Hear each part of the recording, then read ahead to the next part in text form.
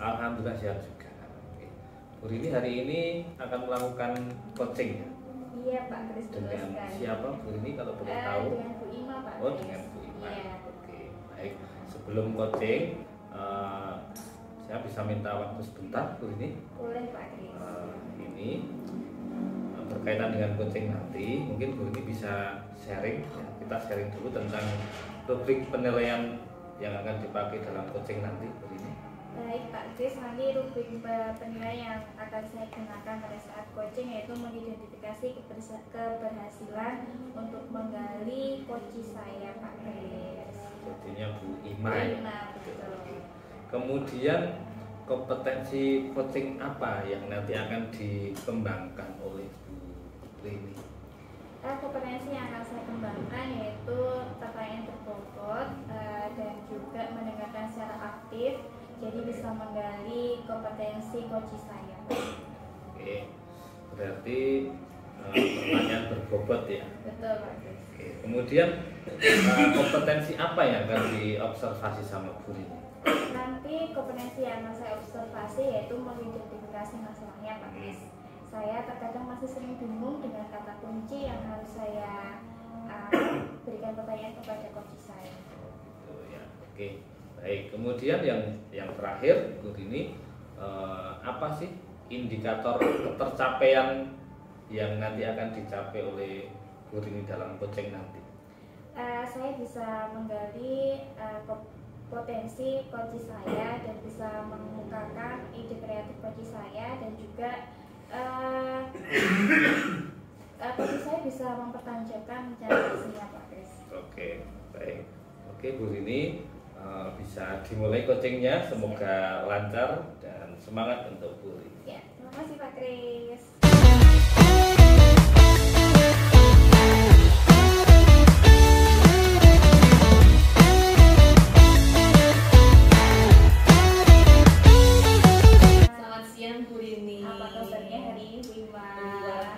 Baik sekali, Bu Ini bagaimana sehat? Alhamdulillah baik juga Bu Ima.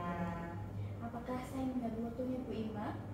Dan Bu ini saya kebetulan sudah selesai mengajar, jadi saya punya waktu luang. Baik Bu Ima. Bu Ima, beberapa hari yang lalu saya melihat Bu Ima tuh merasa gelisah dan bingung. Nah, saya ingin bertanya Bu Ima, ada apa dengan Bu Ima?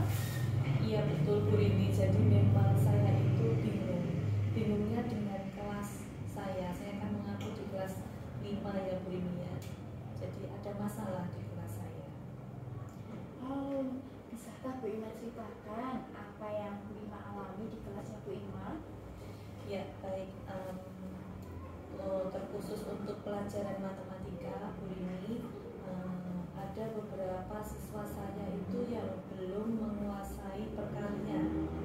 Jadi karena saya di kelas 5 ini sedang mengajar FPP dan KPK dan perkalian serta pembagian itu menjadi dasar bagi mereka, jadi ini merupakan suatu masalah karena mereka kalau tidak menguasai perkalian dan pembagian untuk FPP KPK-nya pun mereka akan kesulitan menguasainya.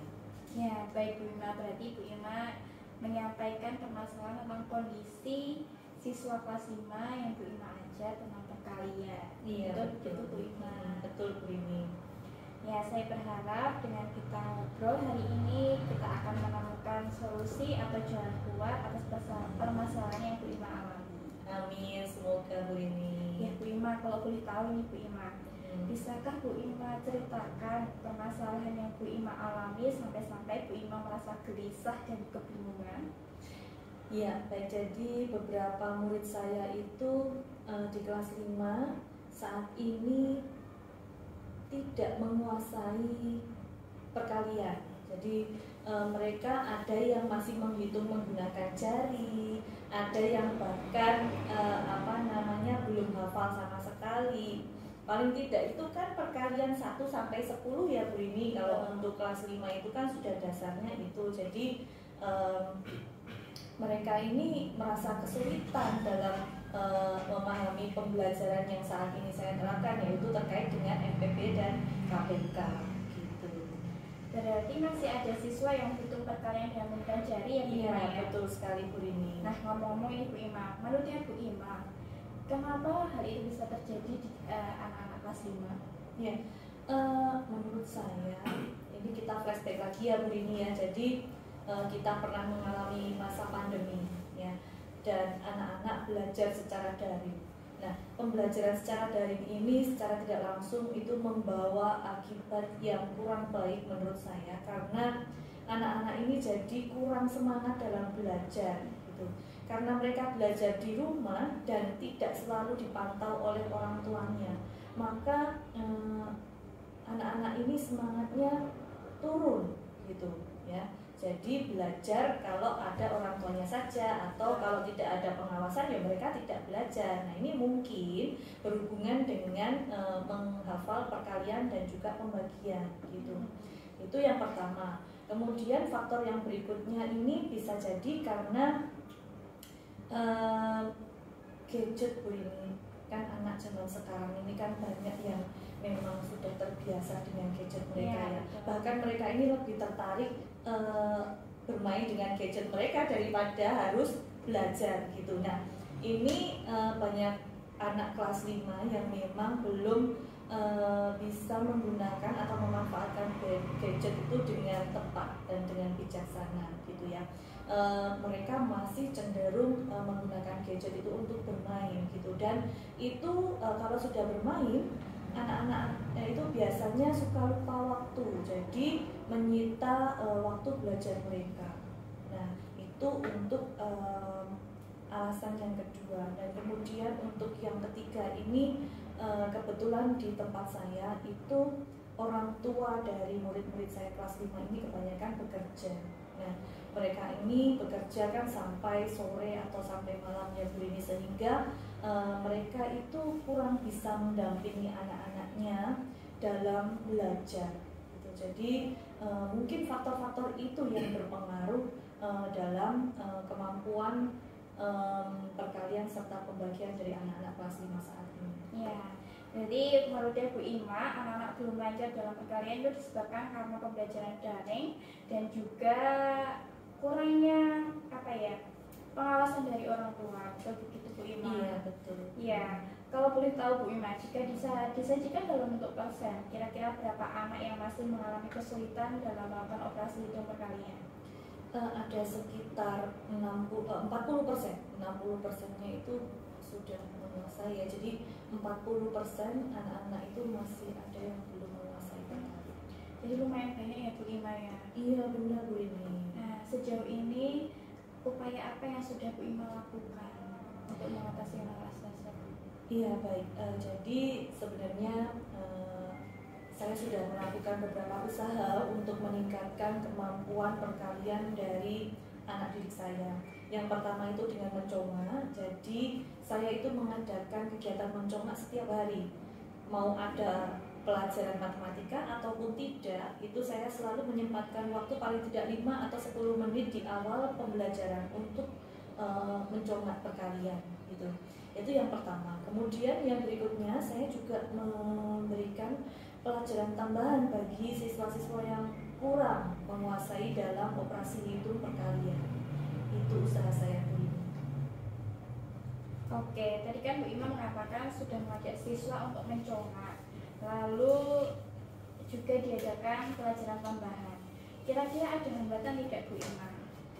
Iya, sejauh saya melaksanakan kegiatan mencongak dan juga pelajaran tambahan, kalau untuk mencongak, anak-anak ini rata-rata antusias sekali Bu Rini. Ya, mereka semangat karena saya mengadakannya kan setiap pagi, jadi mereka masih fresh dan masih semangat dalam mengikuti pembelajaran.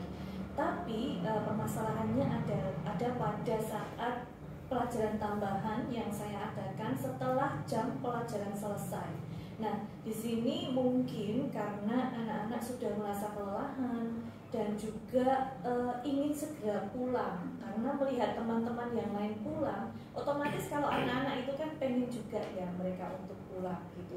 Dan untuk mengikuti pelajaran tambahan itu mereka merasa capek dan seperti kurang antusias untuk mengikuti pelajaran yang saya berikan terkait dengan perkalian dan pembagian begitu Bu. Iya, Bu Ima. Kalau Bu Ima merasa di jam tambahan pelajaran anak itu mulai malas mengikutinya, kira-kira apa yang ingin dan akan Bu Ima lakukan? Ya, baik. Saya punya rencana Bu ini. Saya ingin mengolah kelas tambahan saya terkait dengan perkalian dan pembagian ya, jam pelajaran tambahan bagi siswa yang kurang itu. Jadi saya ingin mengonsep pembelajaran itu dengan bermain. Karena anak-anak ini kan senang bermain ya Bu ini ya. Jadi nanti di dalam pembelajaran saya berencana akan mengkolaborasikan operasi hitung perkalian dengan permainan. Begitu. Iya, menarik sekali sepertinya Bu Ima. Kira-kira setelah beragam upaya yang Bu Ima lakukan tadi, seperti ada game, terus permainan sederhana, itu kondisi seperti apa yang akan terjadi pada anak-anak? Ya, sesuai dengan harapan saya ya Bu Rini ya, kan tadi permasalahannya memang ada di jam pelajaran tambahan yang mereka kurang antusias. Jadi kalau saya mendesain kelas saya dengan bentuk permainan, harapan saya anak-anak bisa antusias dalam belajar, terutama dalam operasi hitung perkalian. Baik Bu Ima, untuk mendukung upaya Bu Ima seperti tadi ada program games, terus apa itu pelajaran tambahan. Nah, apa saja strategi yang akan Bu Ima lakukan? Karena ini akan berlanjut, jadi saya membutuhkan banyak referensi tentang kegiatan pembelajaran yang menyenangkan ya Bu Rini. Jadi saya akan mencari banyak referensi baik dari internet ya, dari YouTube, dari Google, itu nanti saya akan manfaatkan untuk memperkaya kegiatan-kegiatan yang bisa saya rencanakan dan saya aplikasikan terhadap anak. Selain itu, adakah yang lain Bu Ima yang akan Bu Ima lakukan? Iya, tentu saja Bu Rini. Jadi saya akan berkolaborasi dengan rekan sejawat saya ya, karena teman-teman saya ini pasti juga punya banyak pengalaman yang mungkin belum pernah saya alami juga. Jadi nantinya saya ingin berkolaborasi dengan rekan sejawat supaya saya sependapat dengan langkah yang Bu Ima ambil tadi. Berkolaborasi dengan rekan sejawat bisa menambah referensi kita dan juga bisa menambah wawasan kita Bu Ima. Iya, betul sekali Bu Rini. Ya Bu Ima, bagaimana perasaannya Bu Ima sekarang? Apakah sudah bisa menemukan titik terang atas masalahnya Bu Ima? Ya, syukurlah puji Tuhan setelah berbicara dengan Bu Rini, saya sudah punya gambaran saya mau apa, dan sekarang perasaan saya sudah lega karena saya sudah tahu apa yang harus saya lakukan ke depannya. Terima kasih sekali Bu Rini untuk hari ini pendampingannya. Semoga nantinya dapat saya aplikasikan dan membawa progres untuk anak-anak saya. Ya, baik Bu Ima. Kira-kira kapan Bu Ima akan melaksanakan programnya Bu Ima tadi? Sesegera mungkin Bu Rini. Jadi mungkin ini minggu depan mungkin saya akan mulai pembelajarannya karena saya butuh untuk merencanakannya dulu. Jadi untuk hari-hari ini saya akan merencanakan dulu, lalu pekan depan akan saya aplikasikan. Gitu. Baik Bu Ima. Berarti minggu depan kita bisa bertemu lagi Bu Ima ya? Ya, setelah saya menerapkan pembelajaran saya akan menemui Bu Rini lagi. Iya, siap, saya tunggu Bu Ima progresnya, program-programnya Bu Ima. Semoga sukses dan lancar. Amin, terima kasih Bu Rini.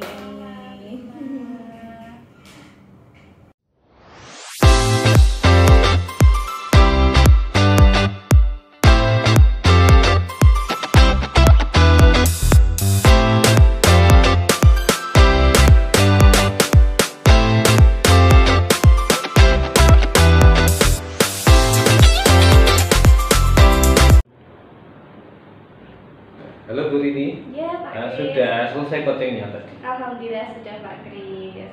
Gimana coachingnya dengan Bu Ima? Alhamdulillah tadi lancar Pak Kris. Kemudian tadi juga Bu Ima sudah mendapatkan jawaban atas permasalahannya.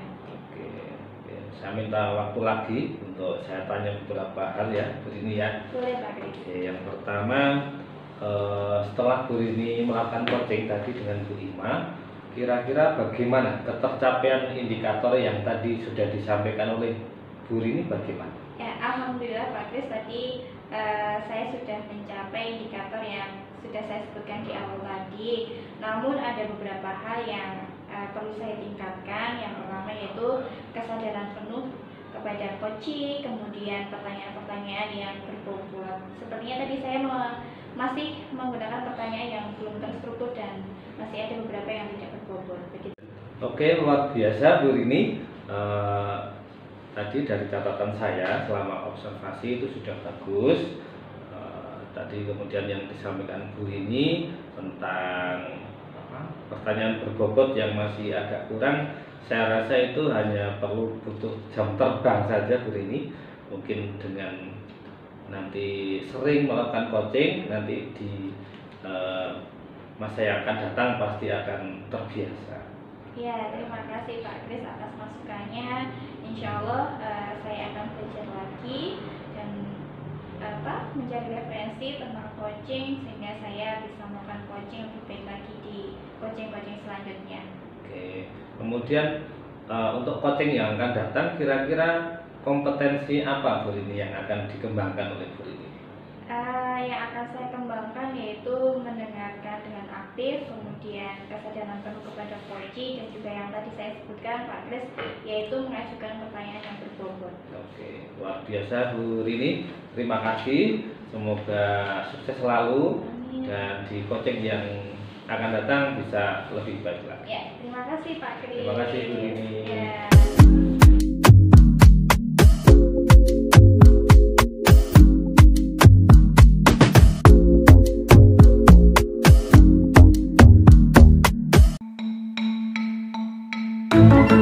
Thank you.